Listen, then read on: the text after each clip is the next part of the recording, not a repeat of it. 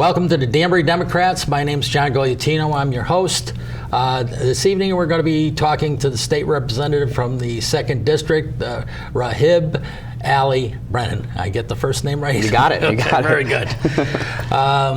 Before we get into the show, tell us a little bit about yourself as to, how it led up to the point that you decided to go into politics, what you were involved when, what schools you went, whatever you want to talk about. Sounds like a long book. I could write. Yeah, maybe a minute. Yeah, no. So I'm Raghib Allie-Brenan. I'm the state representative for Connecticut's 2nd Assembly District. That includes my hometown of Bethel, a big part of Danbury, part of Reading, and part of Newtown. I got involved in politics.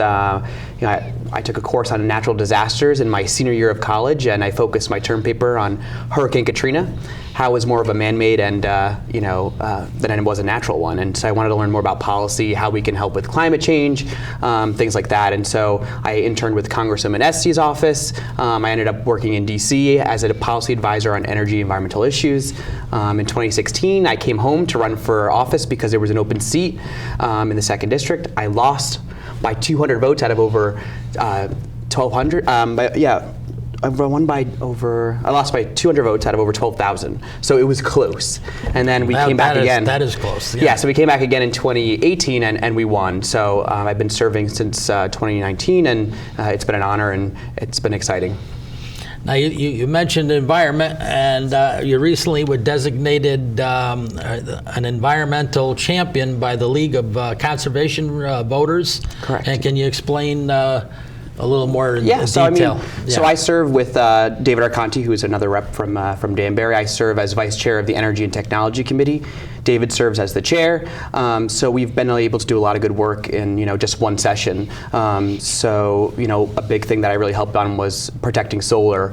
There was a bill passed in 2018 that really would have kind of push solar off the edge of a cliff, and we made sure that we put the brakes on, making sure that jobs were protected and that the solar industry felt like we were investing in them. And another big thing was, for me, energy and environmental policy is my passion.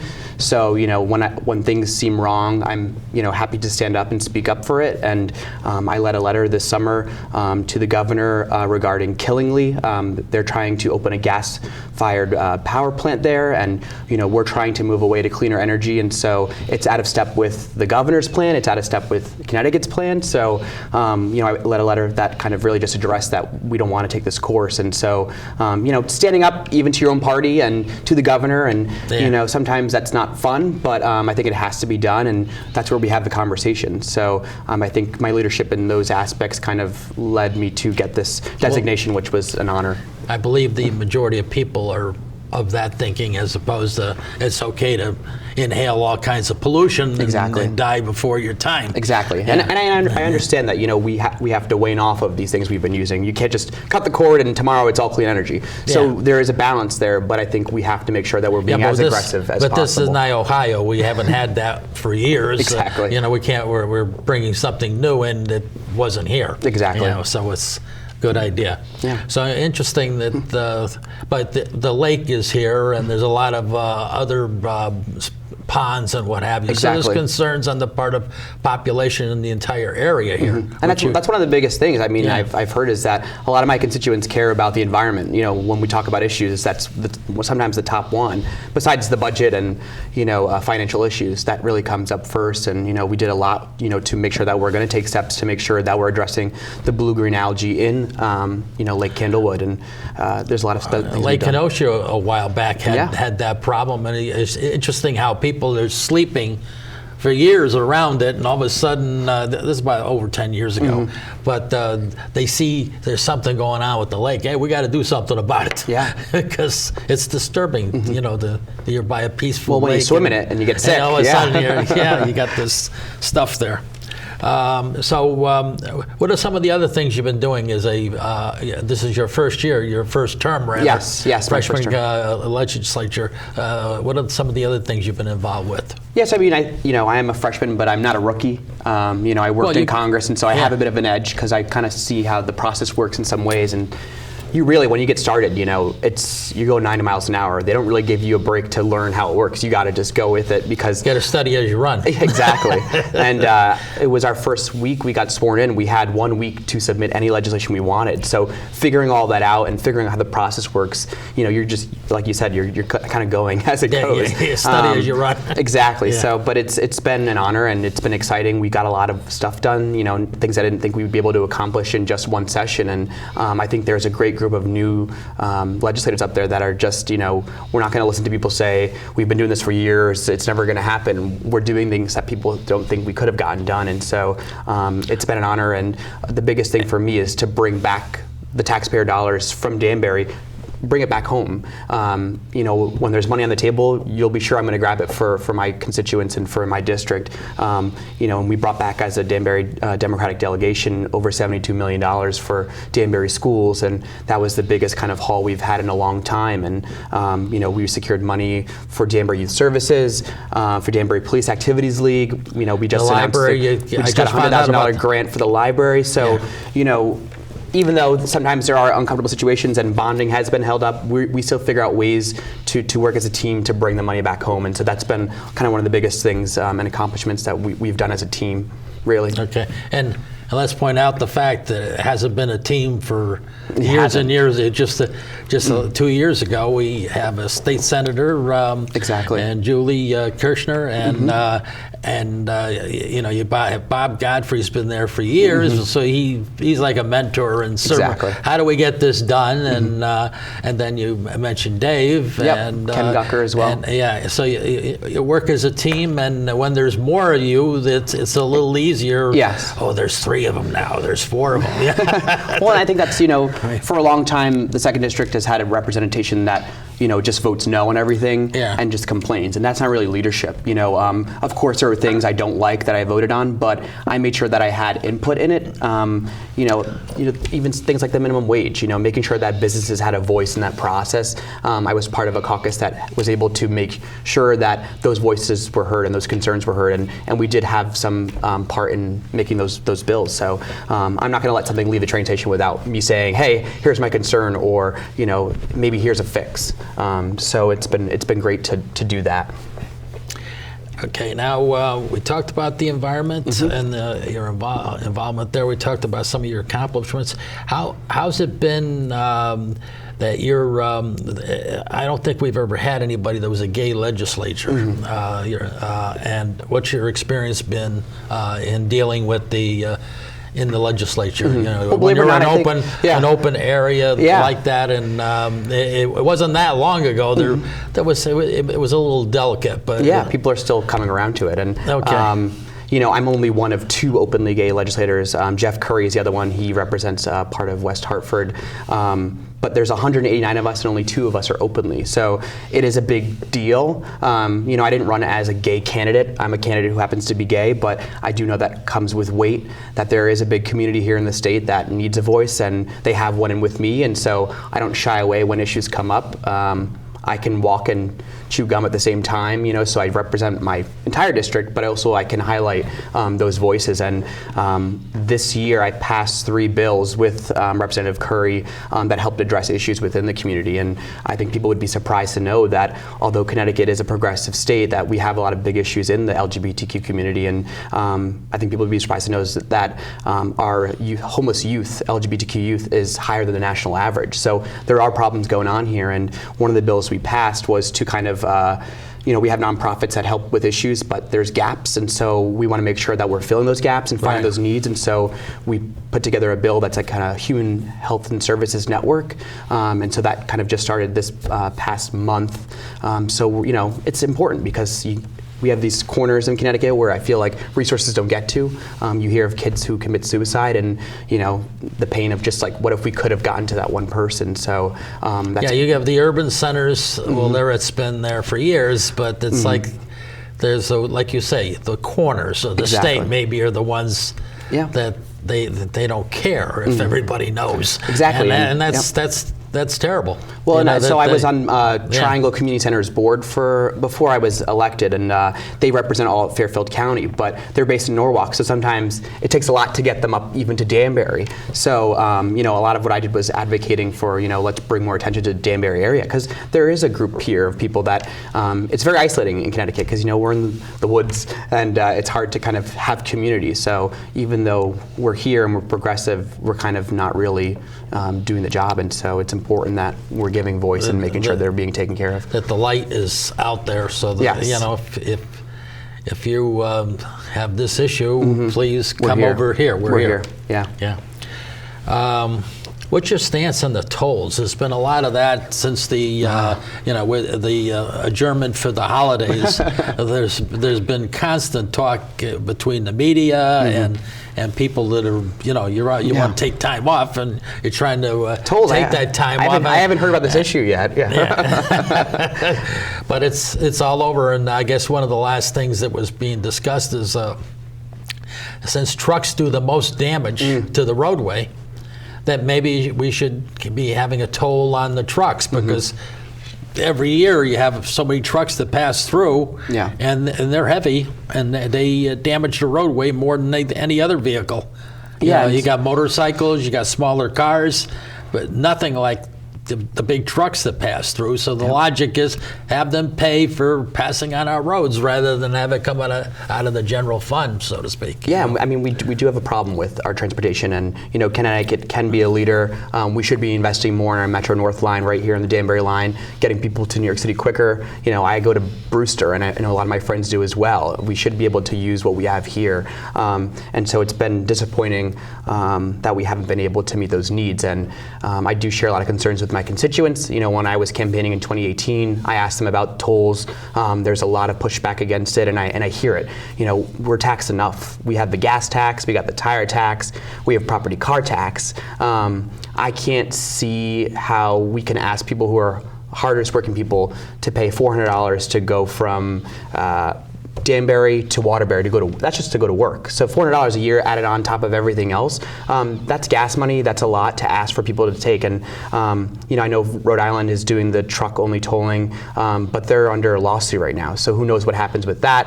Who knows if we're liable? I think that we should be looking at the Department of Transportation line by line, seeing where the inefficiencies are and where we can cut there first, and then also prioritizing you know, the transportation projects. I think right now we can't ask any more of Connecticut residents to pay more.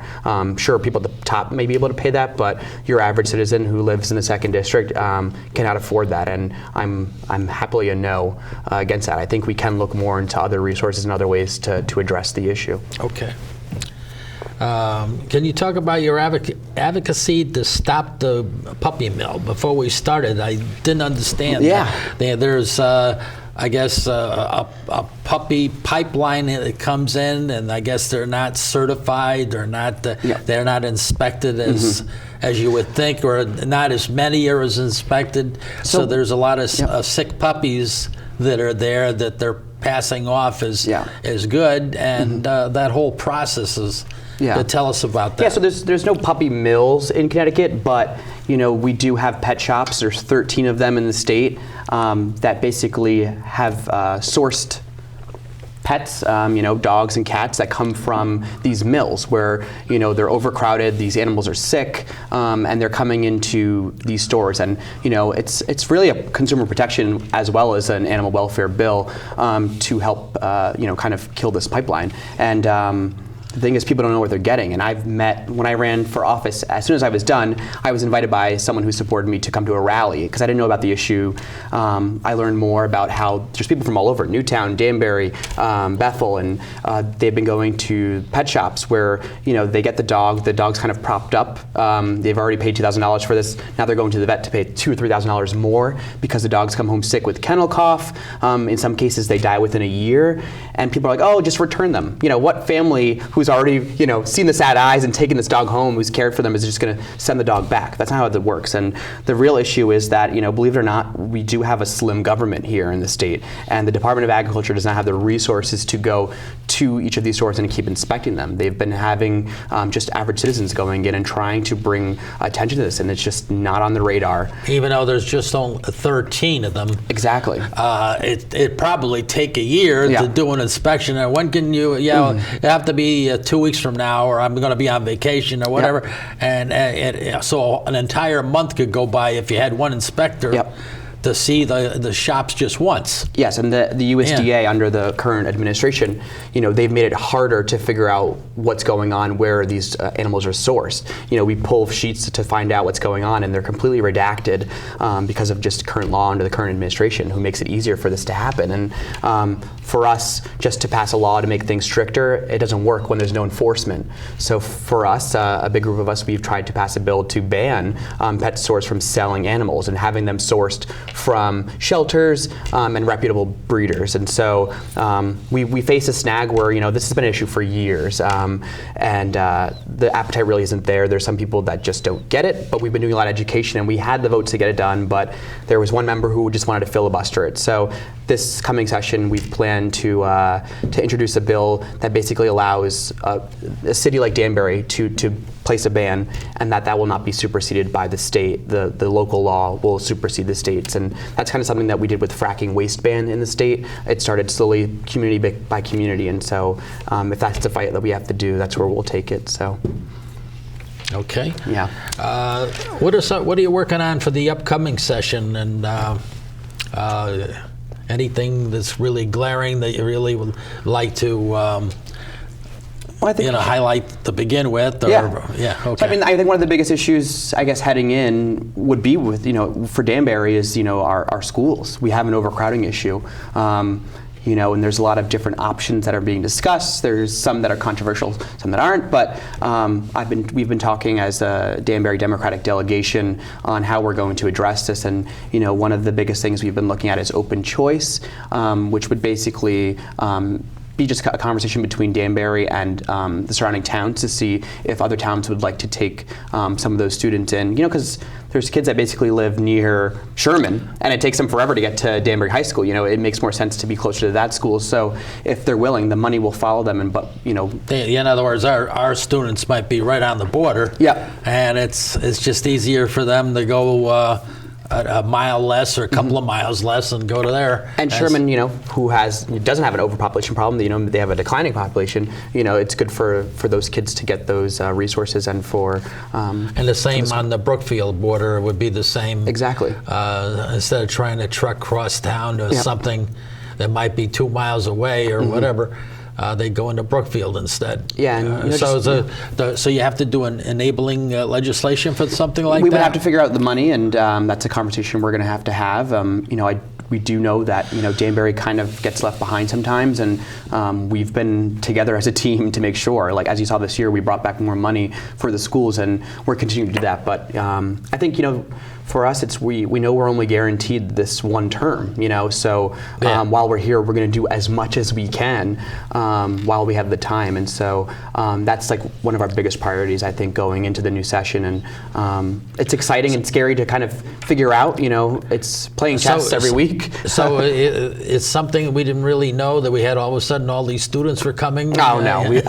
We knew they were coming, but it's, I think it's a delicate balance, and charter schools, I've had meetings with the charter schools, and I do have concerns with that. So it's just, we have to have a real conversation. What's the main problem with charter schools? Since there's so much conversation about charter schools, people out there, well, why not they go to the charter schools? They're getting awards. Yeah. And I think there's a problem as to how they do it. Who gets the awards? Well, and I think I have met with Prospect Charter School, and they do have some impressive, information that they've given me, and I do have, conflict with maybe, what works for for Brooklyn or New York doesn't really work here for Danbury. But also, my biggest issue would be with the lottery. How would a lottery system work here in Danbury? And I feel like all kids should have the opportunity to be put into a lottery. Some parents aren't aware of what's going on with their kids, and so you having kids that are not having the equal opportunity to get into that lottery. But also, with the teachers and making sure that they are going to be protected in a system like this. So,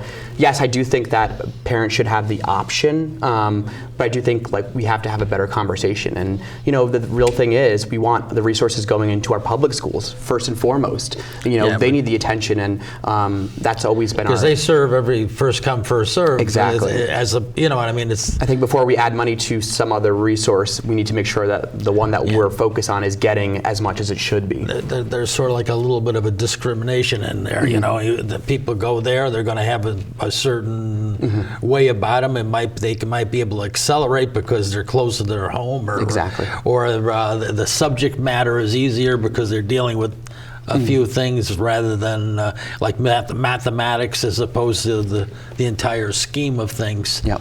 And that's what I see as a problem with charter schools as opposed to doing something for the regular schooling. Exactly. That's where you stand? Yeah, and okay. I think, that's the thing too. I don't think we're really afraid of the issue. It's a delicate issue. When you do one thing for another, you're taking away from another. So it's having that conversation, and we have been having it. It's very complicated, but now we're going into this new session, and we're ready to go and to talk about open choice, see how we can get that money, and then really move from there. And we also need money for school construction. So we're willing to put everything on the table and address it. And I just feel like I'm proud to be part of the team because we really are getting stuff done. That's good. So there's that. The roads, I guess they're going to issue some bonds to take care of some of the roads that still haven't been done. Yeah. During the last local elections, there was a lot about the roads not getting done. I was surprised that a certain amount of roads were done, but I can tell you there's still a number of roads that haven't been done. How often do municipal leaders come to legislatures and ask for money to help with that, or is that is it in other words, Danbury just takes care of Danbury roads and issues the bonds for them? And there's got to be some state. I do think we should have a bigger conversation that when we go to Hartford, that it isn't so compartmentalized by district, that we are trying to bring back and make the state as a whole better, because I do feel like we do kind of just take what we need and run it back to our district, and that kind of leaves other places with little. But no, I mean, I have meetings with Matt Knickerbocker in Bethel, with Dan Rosenthal in Newtown. We've had meetings with Mark Boughton here in Danbury to make sure we're on the same page. And I do think a lot of what you hear, especially on the national level, is the partisanship. Up in Hartford, we really don't have those issues. Of course, when there's big issues that we just fundamentally disagree on, sure, you have that. But I sit in the chamber right on the Democrat, the line. Right on the line. So you're talking about sides. Yeah, and so I sit next to one of the most conservative members in the chamber, and we get along very well. And we debate when they're debating on the floor, and we very much do work together. I work well with Steve Harding, representative from Brookfield. He's part of our delegation as well, and we've been able to find common ground. And I think it's great when you do find those legislators who are up there for the good of their district, not for the good of their party. And so and then, like you said, it'll follow through. Like if you do have some of our school people need to go there, and they need something from here, it's easier to work out all together. How do you work on everything? They might need policemen, or they might need fire protection, and we could keep our fire protection going and not cut back because we're also taking care of them. And there's cross monies going. Yeah, and I think also to point out, I was one of the only Democrats that introduced a bill to repeal the business entity tax. And that was kind of just me looking out for my district. And, I have a lot of small businesses, Bethel and Danbury. and just kind of looking out for their interests. And so putting my district first has been a big part of me. And that's going to be that's going over well because there's so many people say, why do I have to pay taxes? I'm barely making a living. Well, yeah, I mean it's $250, but still that's to some people is a utility bill, and that can make or break a business. So I do think it's been awesome to bring maybe another voice to the conversation that I'm for small business. I do think they don't feel like they've been heard, and that the state has a lot of red tape. And so, as we go forward, I want to make sure that we're doing as much to meet those needs. We've got a couple of minutes left. If you want to, for people that out there that have follow-up questions or what have you, just want to get a hold of you, your telephone number and if you have a website or your email. If you my email is it's long and complicated, so because I have a long name. But you can find me on social media. If you go to Facebook or Instagram or Twitter, I'm on all those, and so you would just find me at Raghib CT. So it's RAGHIB as in boy, and it's CT. So you can find me on any of those where I update people on what I'm working on and where I'm going. You can find me at my email is rahib.allie-brenan at ct.cga.gov, and you can reach me there to offer me any questions. But I'm not very strict. You guys can Facebook message me or message me anywhere, and I'm happy to respond to any questions you have there. Okay. Now, they just flashed me. It's 2 minutes. Okay. So we've got a little time yet. What other things are you thinking of bringing to the floor, or at least bringing to your fellow representatives? I guess another thing I've been talking about is So I've visited Boehringer Ingelheim, which is a big business in Danbury, and employs a lot of people, as well as Duracell, which is based in Bethel. And I don't think a lot of people know that Duracell does all of their R&D for the entire globe right here in Bethel. So right now there's a cap on the R&D, research and development tax credit, so which kind of hinders what these businesses are allowed to do, and we want to make sure that they can do as much as they can. And a state cap? Yes. So, and when we're trying to say, well, we're business friendly and we're capping these things, that doesn't make sense. So we want to make sure that we can. And Boehringer is a pharmaceutical company, but it's one of the good ones. They do a lot of research on cancer and things like that. So I want to make sure that they're thriving. And so one of my first bills, and hoping to have a hearing, will be to kind of address how we can make sure that this cap is lifted, so they can do some more. And it's good for business, and it's good for the research they're doing, which is pretty vital. So that's another thing. We got a lot of things. We've accomplished a lot of things, but we still have a lot to go, and looking forward to keeping on. Okay, so I want to thank you for coming on the show. Thank you for having me. And you're welcome. And I want to thank the viewers for tuning in to Danbury Democrats. We'll see you next week, same time, same station, and have another interesting program. Good night for now.